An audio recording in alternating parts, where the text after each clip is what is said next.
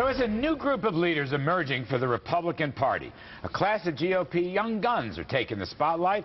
And that includes Senators Rand Paul, Marco Rubio, Ted Cruz, Mike Lee, Kelly Ayotte, Pat Toomey, and Ron Johnson. I've probably forgotten a few.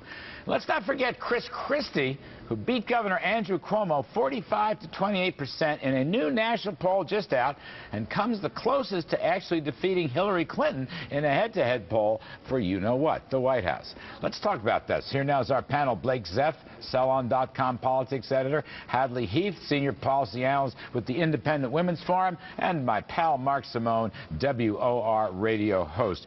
Mark Simone, I want to go with you. The genesis of this story was the Rand Paul filibuster about the use of drones overseas and here in America.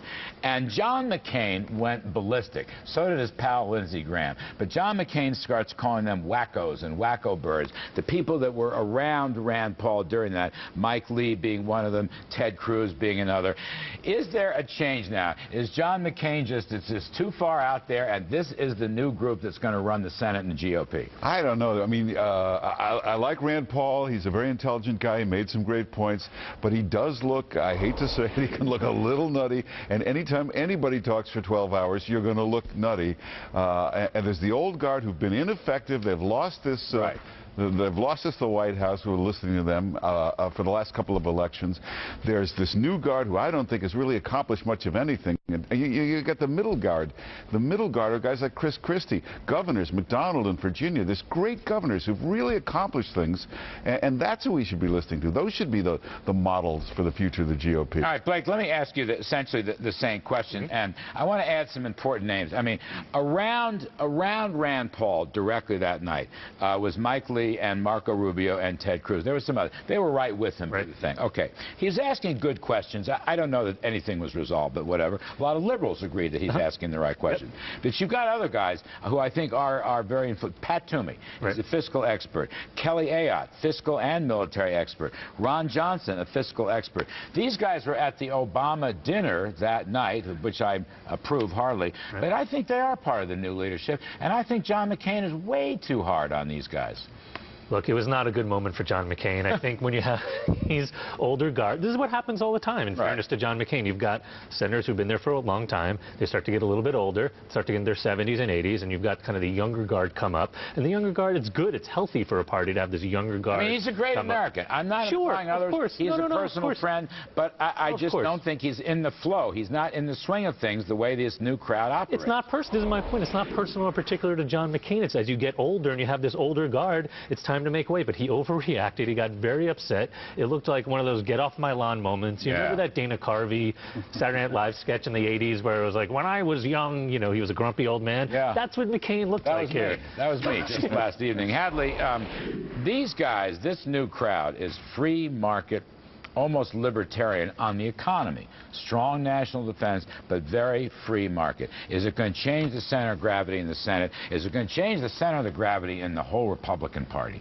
I hope so. What I see these candidates doing, well, they're senators now, but when they were candidates, they led with those economic issues, and they always talk about issues where they can unite a majority of the American people. So that's bravo, kudos to them for doing that. But this filibuster is a great example of just that. When you're asking the White House for 13 hours for a simple clarification, they can't get it. What an embarrassment to the Obama White House. So you think this is an interesting point. You think the Rand Paul filibuster did more harm or more good? More good for the GOP, absolutely. Stand with Rand on Twitter. The hashtag was trending not just in the United States as number one worldwide. Because he was asking the right questions. A big He was asking the tough questions about the use of drones. It was a principled stand, and it united Americans across party lines. Questions, big government questions. I disagree, you know, and then it may be the Twitter world, but if you're going to ask the right question, for most Americans, it's when are you going to get us back to work? When are you going to get the economy moving?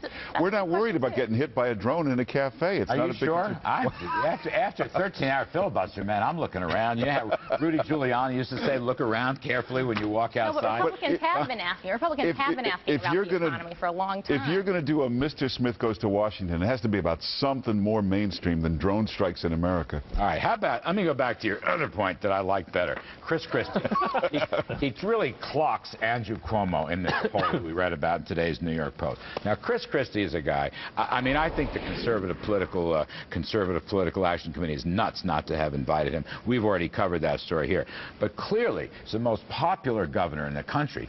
Popular governor in a blue state. It's exactly the kind of guy the Republicans need. And yet they diss him left and right. I don't get it. Yeah, well, you know, he doesn't toe the party line all the time, but he toes the public's line. You know, the mood changes in the public, and he's a straight talker. People like that. Cuomo, I just don't think people are convinced he's a straight talker. You know, the lights went out in New York and Long Island. We couldn't get him back on. He said, that power company better answer to me. It turned out they've been under his control for the last 6 years. They were answering to him.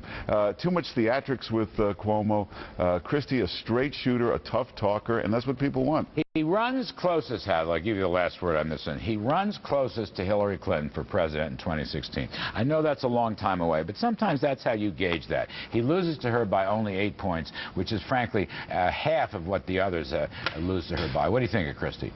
I think it's okay for Republicans to be a little gun-shy about a popular governor from a blue state, because that was what Mitt Romney was essentially, right? And that didn't work out. But Christie didn't invent Christie care, health care. I mean, he's a tax cutter. He is a spending cutter. He's pro-life. I mean, he's got a pretty steady Eddie. He's more of a conservative, that's right. So he's a good option, but you're right to point out, we're in 2013 right now. 2016 is a long way away. All right, hang on. We're going to have you all back later on. Now, here's another one. Venezuelan anti-American communist Hugo Chavez had his funeral today. You'll be astonished at the people that actually showed up to honor this horrible and his pal, Iranian dictator Mahmoud Ahmadinejad. I mean, who's going to go down there? The nuttiest of the nuts. Later on, a shocking new report about public high school graduates in one major city and how woefully unprepared they are for higher learning. Luckily, none of them is as ill-prepared as this guy. Oh, back to school to prove to Dad that I'm not a fool. I got my lunch packed up, my boots tied tight. I hope I don't get in a fight. Oh, back to school, back to school.